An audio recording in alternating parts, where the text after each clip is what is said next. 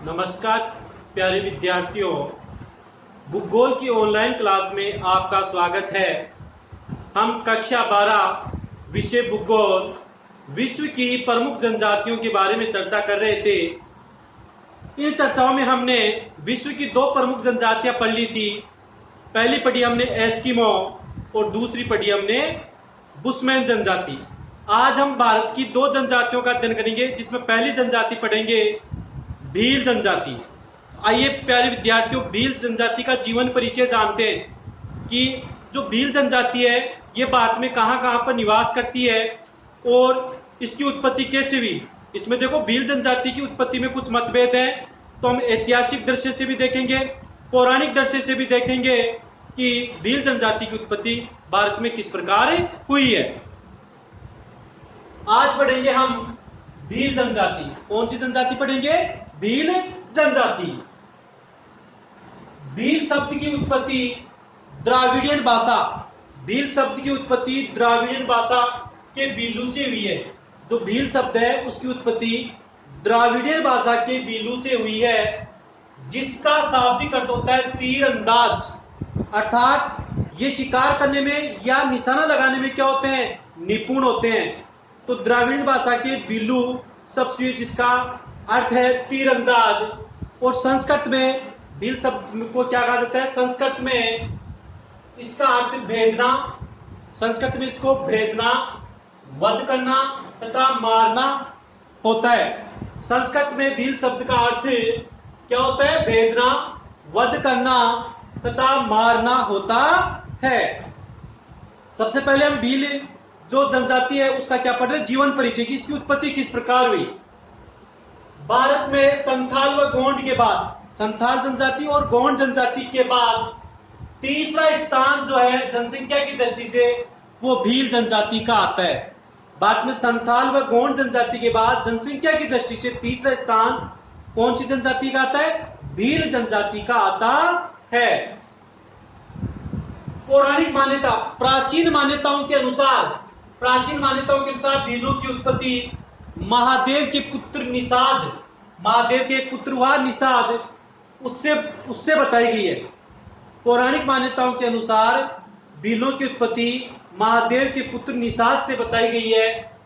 निषाद ने पिता महादेव के बेल, महादेव जी का जो बेल था जिसका नाम क्या था? नंदी, नंदी को क्या कर दिया था? मार दिया था, जिसे दंड स्वरूप, मतलब महादेव जी ने अपने पुत्र निषाद को दंड स्वरूप पर्वतीय क्षेत्रों में महादेव ने क्या कर दिया था? उनको निर्वासित कर दिया था। पर्वतीय क्षेत्रों में उनको दंड स्वरूप भेज दिया था अपने पुत्र निषाद को। क्यों? क्योंकि उन्होंने उनके बेल नंदी की क्या कर दी थी? हत्या कर दी थी। उनके वंशज भी माने जाते हैं ये भील। आइए आगे देखते हैं, क्योंकि इसमें मैंने पहले बता दिया आपको मतभेद है। अब देखो आगे देखते हैं कि किसके वंशज हैं। महाभारत महाकाव्य में एकलव्य जो द्रोणाचार्य के शिष्य थे, इन एकलव्य का संबंध भी किससे था? अच्छे धनुर्धर थे और इन एकलव्य का संबंध भी भील जनजाति से था। तो महाभारत महाकाव्य में एकलव्य तथा रामायण काल में जो सबरी, जो प्रभु श्री राम को, माता सबरी ने प्रभु श्री राम को अपने जूठे बैर खिलाए थे, उस सबरी का संबंध भी किससे था? भील जनजाति से था। तो महाभारत काल के एकलव्य और रामायण काल की सबरी का संबंध किससे था? भील जनजाति से था, ऐसी मान्यता है। आगे देखो, कर्नल जेम्स टोड, जिसको राजस्थान के इतिहास का पिता कहा जाता है, जिसने राजस्थान के इतिहास को विस्तृत रूप से लिखा है, तो कर्नल जेम्स टोड के अनुसार मेवाड़ राज्य की अरावली, मेवाड़ राज्य यानी उदयपुर वाला जो रीजन है, उस क्षेत्र की अरावली पर्वत श्रेणी में ये लोग निवास करते हैं तथा इन्होंने महाराणा प्रताप की अकबर के विरुद्ध युद्ध में क्या की थी? हल्दीघाटी के युद्ध में, मेवाड़ के युद्ध में क्या की थी? महाराणा प्रताप की अकबर के विरुद्ध सहायता की थी। तो ये मेवाड़ क्षेत्र में भी क्या करती है? निवास करती है। इतिहास में अब ऐतिहासिक दृष्टि से देखो कि इतिहास में कहां पड़ती है? प्राचीन संदर्भ में कहां पर निवास करती थी? इतिहास में इस जनजाति के लोगों ने डगारिया अर्थात डूंगरपुर, बांसिया अर्थात बांसवाड़ा, कोटिया अर्थात कोटा तथा देआवा अर्थात उदयपुर पर शासन किया था। भील, अब देखो इनका निवास क्षेत्र पढ़ रहे हैं, भील जनजाति का निवास क्षेत्र। तो भील जनजाति का निवास क्षेत्र देखो, भील प्राय अरावली पर्वत श्रृंखलाओं में, विंध्याचल व सतपुड़ा, देखो अरावली राजस्थान में है, विंध्याचल मध्य प्रदेश में, व सतपुड़ा की जो पर्वत श्रेणी है ये पूर्वी गुजरात, महाराष्ट्र, मध्य प्रदेश व छत्तीसगढ़ में फैली हुई है। तो इन राज्यों में राजस्थान, महाराष्ट्र, गुजरात, छत्तीसगढ़, इन राज्यों में विशेष रूप से ये जनजाति पाई जाती है। तो सतपुड़ा की पहाड़ियों व वन क्षेत्रों में क्या कर रहे हैं, वर्तमान संदर्भ में ये क्या कर रहे हैं, निवास कर रही है ये जनजाति। कहां पर, अरावली रीजन, विंध्याचल और सतपुड़ा की पहाड़ियों में। भारत में चार प्रमुख राज्य इसके निवास क्षेत्र हैं, जिनमें राजस्थान, मध्य प्रदेश, गुजरात व महाराष्ट्र, राजस्थान, मध्य प्रदेश, गुजरात व महाराष्ट्र है, जिनमें भील जनजाति क्या करती है, निवास करती है। बाकी कितने राज्यों में भील जनजाति निवास करती है, 4 राज्यों में, राजस्थान, गुजरात, महाराष्ट्र और मध्य प्रदेश में। राजस्थान में देखो इसकी स्थिति, अब हमें इन राज्यों में कौन कौन से जिलों में विशेष रूप से या कौन से क्षेत्र में ये निवास करती है। तो सबसे पहले देखते हैं राजस्थान में बांसवाड़ा, डूंगरपुर, जो दक्षिणी जो राजस्थान है वहां पर डूंगरपुर, बांसवाड़ा, उदयपुर व चित्तौड़गढ़ में, तथा मध्य प्रदेश में झाबुआ व रतलाम जिले में, मध्य प्रदेश के झाबुआ व रतलाम जिले में, गुजरात के पंचमहल तथा बड़ोदरा जिले में, एवं महाराष्ट्र के औरंगाबाद, अहमदनगर, जलगांव व नासिक जिले में क्या है, केंद्रीकृत है या निवास करती हैं। अब इनकी आगे देखेंगे हम इनकी शारीरिक विशेषताएं। तो शारीरिक विशेषताओं में ये लोग नाट्यकथ्य होते हैं। भील जनजाति के लोग कैसे होते हैं, नाट्यकथ्य होते हैं। इनका रंग गहरा काला, इनका रंग कैसा होता है, ये नाट्यकथ्य होते हैं, इनका रंग गहरा काला तथा नाक चौड़ी होती है। नाक कैसी होती है, चौड़ी, आंखें लाल, बाल जो है वो रुखे हुए तथा जबड़ा बाहर निकला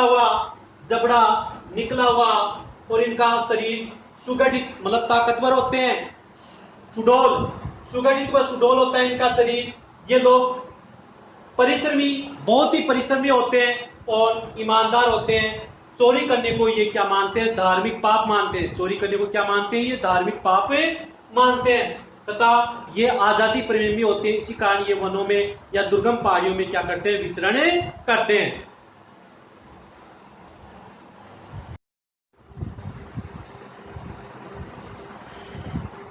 भील जनजाति के निवास क्षेत्र पढ़ने के बाद, जीवन परिचय व निवास क्षेत्र पढ़ने के बाद हम अब पढ़ेंगे आर्थिक क्रियाकलाप।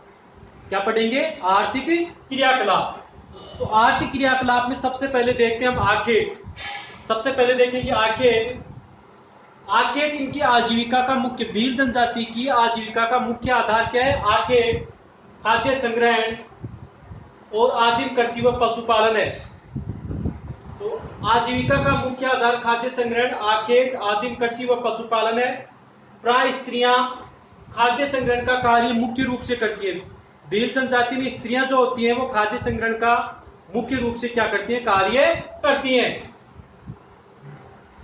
मुख्य रूप से संग्रहण का कार्य करते हैं। पशुपालन में मुख्य रूप से भेड़, बकरी, गाय, भैंस तथा मुर्गी पालन करते हैं। इसके अलावा ये तीर कमान से जंगली जानवरों का क्या करते हैं, शिकार करते हैं तीर कमान से, एवं तालाबों से क्या पकड़ते हैं, शिकार करते हैं, मछली पकड़ते हैं। आदिम कृषि मतलब स्थानांतरित कृषि, जो जंगलों को जलाकर की जाने वाली कृषि है, आदिम कृषि के रूप में झूमी कृषि भी ये करते हैं। हमने यहाँ पर पढ़ा कि आदिम कृषि करते हैं वो पशुपालन के रूप में मुख्य रूप से भेड़, बकरी, गाय, भैंस व मुर्गी पालन करते हैं। इसके बाद में शिकार में ये तीर कमान से जंगली जानवरों का शिकार करते हैं तथा तालाबों से क्या पकड़ रहे थे, मछली पकड़ रहे हैं। तो जूमिंग कृषि करते हैं। इंपॉर्टेंट क्वेश्चन है, इस जूमिंग कृषि को पहाड़ी क्षेत्रों में जब ये जूमिंग कृषि की जाती है उसको चीमाता, व मैदानी क्षेत्रों में जब ये जूमिंग कृषि की जाती है उसको क्या कहा जाता है, दजिया कहा जाता है। तो बहुत ही इंपॉर्टेंट क्वेश्चन है, चीमाता व दजिया किसे कहते हैं। भील जनजाति के द्वारा पहाड़ी क्षेत्रों में की जाने वाली कृषि को चीमाता व मैदानी क्षेत्रों में की जाने वाली जूमिंग कृषि को क्या कहा जाता है, दजिया कहा जाता है। इंपॉर्टेंट क्वेश्चन है। आगे के बाद में पढ़ेंगे आर्थिक क्रियाकलाप में भोजन। भीलों का मुख्य भोजन मक्का है। भीलों का मुख्य भोजन क्या है? मक्का। विशेष अवसरों पर चोखा यानी चावल व लापसी बनाते हैं। भीलों का मुख्य भोजन तो क्या है? मक्का। जैसे पुष्मेन जनजाति का मुख्य भोजन पढ़ा था हमने दीमक व चींटियां, उसी प्रकार इनका मुख्य भोजन है मक्का। लेकिन विशेष अवसरों पर, त्योहारों पर चोखा यानी चावल व लापसी बनाते हैं। हर घर में राबड़ी भी बनाई जाती है। इनमें हर घरों में राबड़ी बनाई जाती है और विशेष मौकों पर और बड़े उत्सवों में, जैसे शादी समारोह में या विवाहों में मांसाहार भी करते हैं। इसके अलावा महुआ वृक्ष से, जो इनका प्रकृति पूजक है, महुआ वृक्ष से बनी शराब भी क्या करते हैं? ये पीते हैं। ये इनका प्रमुख भोजन है। मुख्य भोजन क्या है? मक्का। इसके अलावा चोखा चावल, लापसी और हर घर में राबड़ी बनाते हैं। राबड़ी के अलावा ये कुछ विशेष मौकों पर मांसाहारी मांस का सेवन भी करते हैं। इसके अलावा महुआ वृक्ष से बनी हुई शराब का भी क्या करते हैं? सेवन करते हैं। अब इनका पढ़ेंगे हम वस्त्र। आजादी से पूर्व भील पुरुष छाल के बने नेकर वह महिलाएं पेटीकोट पहनती थी, आजादी से पूर्व। लेकिन आजादी के बाद यानी वर्तमान में पुरुष कमीज, धोती, साफा या फिर पैंट शर्ट पहनने लगे हैं। आधुनिकता का प्रभाव पड़ा है और आधुनिकता प्रभाव आगे पढ़ेंगे हम। स्त्रियां घाघरा, कांचली व लुगड़ी पहनती हैं। घाघरा, कांचली व लुगड़ी पहनती हैं स्त्रियां। लड़के लंगोट पहनते हैं व लड़कियां घाघरी व ओढ़नी पहनती हैं। ये इनके क्या है? प्रमुख वस्त्र। पुरुषों और महिलाओं के पुरुष अलग, वस्त्र अलग अलग है, ध्यान रखना आप। कई बार एग्जाम में भील जनजाति के पुरुषों के वस्त्र बताइए या महिलाओं के वस्त्र बताइए, ऐसे भी क्वेश्चन पूछा जा सकता है। अब इनके निवास गृह। भीलों की झोपड़ियों में आवास के साथ साथ जो आवासीय परिवेश होता है, रहने का जो मकान होता है, उसके साथ साथ भंडारण की व्यवस्था होती है। वहां पर भंडारण होता है। वह पशुओं के रखने की भी क्या रखी जाती है? वहां पर बाड़े रखे जाते हैं, जिनको बाड़े बोलते हैं हम, उसकी भी क्या की जाती है? व्यवस्था की जाती है। इनकी झोपड़ियां मिट्टी, पत्थर, स्थानीय जो सामग्री होती है वहां पर उससे बनाई जाती है। मिट्टी, पत्थर, बांस का खपरेल से बनी हुई होती है। झोपड़ियों के सामने की दीवार गोबर, खड़िया व लाल गेरू मिट्टी से क्या की जाती है? लीप दी जाती है और दीवार को क्या किया जाता है? सजाया जाता है। इंपॉर्टेंट क्वेश्चन है, भीलों के जो छोटे गांव होते हैं उनको फला व बड़े गांवों के समूह को क्या कहा जाता है? पाल। छोटे गांवों के समूह को या छोटे गांवों को फला और बड़े गांवों के समूह को क्या कहा जाता है? पाल कहा जाता है। सभी पालों के बड़े गांवों के जो पाल होते हैं, बड़े गांवों के समूह को जो पाल कहा जाता है, उसके मुखिया को गमेती कहा जाता है। उसके मुखिया को क्या कहा जाता है? गमेती कहा जाता है। धन्यवाद।